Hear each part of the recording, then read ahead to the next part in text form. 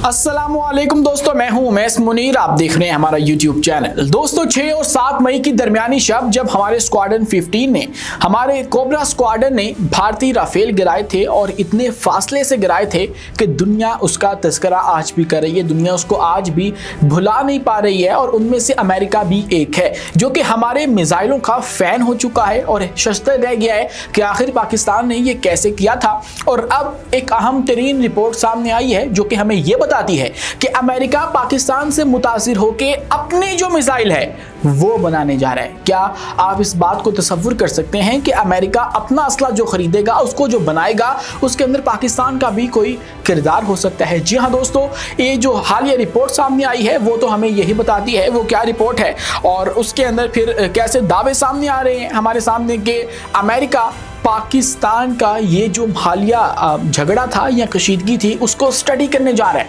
और स्टडी करने के बाद वो इस नतीजे पर पहुंचेगा कि आखिर कैसे मैंने अपनी हिकमत अमली तरतीब देनी है और उससे फिर मैं बच सकूंगा अपने दुश्मनों से। पाकिस्तान ने ऐसा क्या कर दिया है और अब अमेरिका ऐसा क्या करने जा रहा है? JF-17 थंडर, उसका एक और खरीदार दोस्तों जो कि सेंट्रल एशिया से ताल्लुक रखता है, अब वो सामने आ चुका है। हमारी एक अहम तरीन अस्करी शख्सियत दौरे पर गई थी और उसके बाद ये खबर सामने आई कि एक बहुत बड़ा जो डिफेंस कॉन्ट्रैक्ट है वो हो सकता है। वो कॉन्ट्रैक्ट कौन सा है आज की वीडियो में आपके सामने रखेंगे और आपको ये भी बताएंगे कि पाकिस्तान के अंदर से, हमारे तजारती हब से, तजारती मरकज से मैं बात कर रहा हूं अपने शहर कराची की, जहां से अब भारतीय खुफिया एजेंसी रा का एक जासूसी नेटवर्क पकड़ा गया है। पाकिस्तान की फोर्सेस ने यूएई के साथ मिलकर उस नेटवर्क को उखाड़ फेंका है। किस तरह से ये हमारे मुल्क के अंदर तखरीब कारियां करवा रहे थे, आज की वीडियो में तमाम तफसीलात आपके सामने रखूंगा। लेकिन उससे पहले हमारी आपसे दस्तबस्ता गुजारिश है कि इस चैनल को लाइक कीजिए, सब्सक्राइब कीजिए और बेल आइकन को लाजमी दबा दीजिए ताकि हर नई आने वाली वीडियो आप तक बर वक्त पहुंच सके।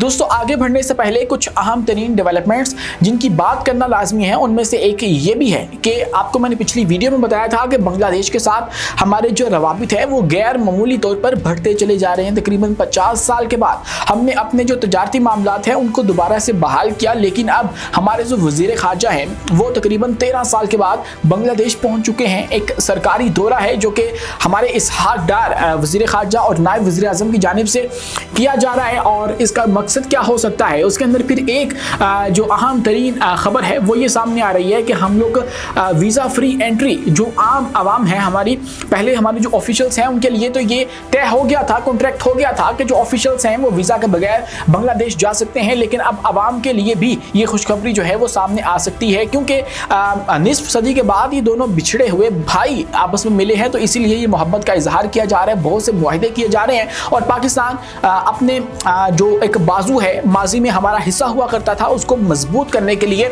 उनको असला भी दे रहा है, उनके साथ दिफाई ताउन भी कर रहा है और चाइना से भी करवा रहा है। और तुर्किया भी जो बांग्लादेश है उसकी इस वक्त बहुत ज्यादा मदद करता चला जा रहा है। दोस्तों इसी के साथ अगर मजीद बात की जाए तो उज्बेकिस्तान से, जो कि सेंट्रल एशिया का एक अहम मुल्क है, उसके हवाले से खबर सामने आ रही है कि हमारी एक अहम तरीन शख्सियत, अस्करी शख्सियत, chairman chief of joint staff committee general Shahid Shamshad Mirza इस वक्त उज्बेकिस्तान गए हैं और जाकर उन्होंने उनके ऑफिशियल्स के साथ मुलाकातें की गई हैं। और उसके बाद ये खबर सामने आई कि एक बहुत बड़ा डिफेंस कॉन्ट्रैक्ट किया जा सकता है। उसके अंदर फिर हमें देखना पड़ेगा कि उज्बेकिस्तान को क्या चाहिए है। माजी की ये खबर जरा मुलाहिजा कीजिए, इसके अंदर वाज़ेह तौर पे लिखा है कि उज्बेकिस्तान का एक दिफाई इदारा जो कि इस बात की मंजूरी दे चुका है कि उज्बेकिस्तान अब JF-17 थंडर खरीदे, क्योंकि ये वो तैयारा है जो कि आजमाया हुआ है, जो कि एक्सपीरियंस्ड है, जो कि बहुत से ममालिक ऑलरेडी इस्तेमाल कर रहे हैं। और उस खित्ते के अंदर भी जहाँ पे आज़रबाईजान मौजूद है वो भी इसका खरीदार बनने वाला है। तो ऐसे में उज्बेकिस्तान के लिए एक बेहतरीन ऑफर JF-17 थंडर ब्लॉक 3 है और वो अब हासिल करने जा रहा है। और हो सकता है कि ये जो अहम तरीन दौरा किया गया है वो इसी डील के तनाजुर के अंदर किया गया हो और हम लोग अपना जो JF-17 थंडर है वो एक और मुल्क को दे सकें। लेकिन इसी के साथ दोस्तों जो मजीद बात की जाए तो पाकिस्तानी हथियार जो हैं वो पूरी दुनिया के अंदर मकबूल हैं और पाकिस्तानी हथियारों के अलावा जो चाइनीज हथियार हैं उन्होंने भी पूरी दुनिया की जो तरजीहात हैं उनको बदल कर रख दिया है। America is one of them. America अब कोशिश कर रहा है कि हम हम लोग ये जो तमाम का झड़प हुई है उसके अंदर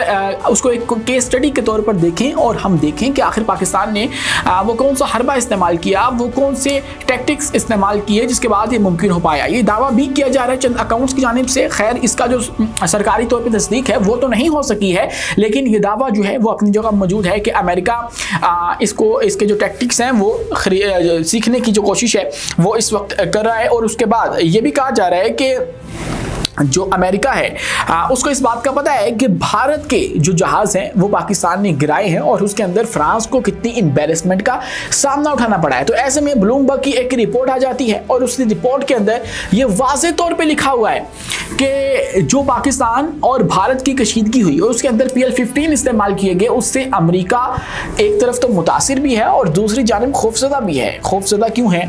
क्योंकि ये जो मिसाइल हैं वो चाइनीज़ मिसाइल हैं, ये तो आप सबको अब तक पता लग चुका है, लेकिन ये PL-15 के अलावा PL-17 से खौफजदा हैं, क्योंकि PL-15 अगर राफेल गिरा सकता है तो सोचिए PL-17 क्या कुछ कर सकता है। इस बात को लेकर अमेरिका खौफजदा है कि हम अगर हमारे खिलाफ PL-17 फ्यूचर के अंदर चाइना इस्तेमाल करता है तो हम क्या करेंगे। तो अब वो ये कर रहे हैं कि अपना असला खरीद रहे हैं पाकिस्तान की इस झड़प के मुताबिक, और उसके अंदर फिर वो ये कह रहे हैं, उनकी जो नेवी है और एयरफोर्स है उन्होंने $1 अरब का जो फंड है उसकी दरख्वास्त दे दी है कि हमें ये फंड दिया जाए और उसके बाद फिर हम लोग उससे असला जो है वो ख़रीदें और अपना जो 260 AIM-260 मिसाइल है वो तैयार करें, जो कि F-22 और F-35 के अंदर इंटीग्रेट हो जाता है। इससे पहले उनके पास AIM-120D मिसाइल मौजूद हैं और पाकिस्तान के पास भी वो है जो कि हम उनकी टेक्नोलॉजी F-16 के साथ इस्तेमाल करते हैं, लेकिन अब की बात जो है वो अमेरिका AIM-260 की जानिब जा रहा है जो कि उनके जहाज़ों के साथ इंटीग्रेट हो सकते हैं। उसके अलावा वो सीख भी रहे हैं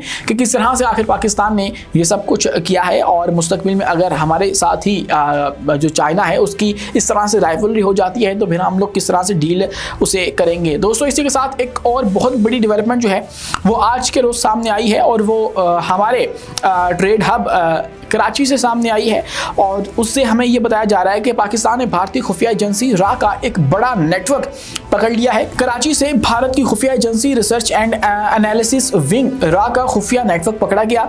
CTD ने 8 जुलाई को गिरफ्तार किए गए 4 भारतीय एजेंट्स की दहशतगर्दी की कार्रवाइयों की साजिश बेनकाब कर दी है। एडिशनल IG CTD सिंध आज़ाद खान, DIG गुलाम अजफर महसर और SSP इरफान बहादुर ने प्रेस कॉन्फ्रेंस करते हुए ये इंकशाफ किया है कि रा ने दहशतगर्दी और टारगेट किलिंग के लिए कराची में अपना नेटवर्क बना रखा था और एजेंटों को टारगेट किलिंग के लिए कार्रवाइयों के लिए भारी खतीर जो रकम है वो भी दी जाती थी, भारी मुआवजा उनको दिया जाता था और कराची में दहशतगर्दों के सेफ हाउसेज भी बना रखे थे, वो भी वहाँ पर मौजूद थे। और CTD सिंध और वफाकी हसास इदारों ने मुश्तरका कार्रवाई की और कराची में भारतीय खुफिया एजेंसी का बड़ा नेटवर्क जो है वो उखाड़ फेंका है। उनको कैफरे किरदार तक पहुँचाने की जो बातें हैं वो हो रही हैं और जिसके अंदर मुबैना तौर पर कहीं जगह पे है 4 और कहीं पे है 6 एजेंट्स वो पकड़ लिए हैं पाकिस्तान ने।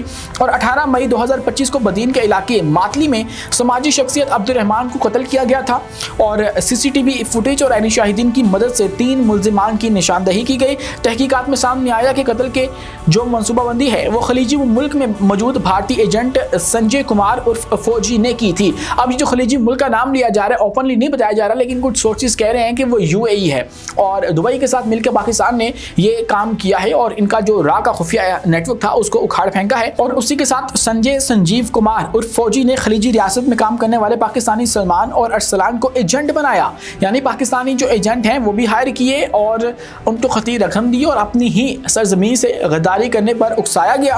और सलमान ने हैदराबाद में दीगर साथियों से मुलाकात के बाद उमैर, सजाद, उबैद और शकील पर मुश्तमिल टारगेट किलर्स का गैंग बनाया। रा ने दहशतगर्दी और टारगेट किलिंग्स के लिए खतीर रकम फराहम की। भारतीय एजेंसी की तरफ से फंडिंग के लिए अदायगी बैंकिंग तरसीलात समेत मुख्तलिफ ज़राए से की गई है और सलमान ने मातली पहुंचकर वारदात की और बाद में कराची एयरपोर्ट से नेपाल फरार हो गया। वही नेपाल जिसके हवाले से पाकिस्तान के ऊपर इल्ज़ाम लगाते हैं कि हम लोग वहाँ से इनके ऊपर हमला करने वाले हैं, लेकिन उनका जो बॉर्डर इन्होंने खोल रखा है उसका मकसद यही है कि ये लोग यहाँ से कार्रवाइयाँ करके वहाँ पे चले जाएं, ना कि पाकिस्तान वहाँ से इनके ऊपर हमलावर हो जाए। मुल्जिमान अरसलान को 17 और उमैर को 22 अगस्त को गिरफ्तार किया गया। गिरफ्तार एजेंट से असला, गोला बारूद और मोबाइल फ़ोन जो है वो बरामद हुए हैं।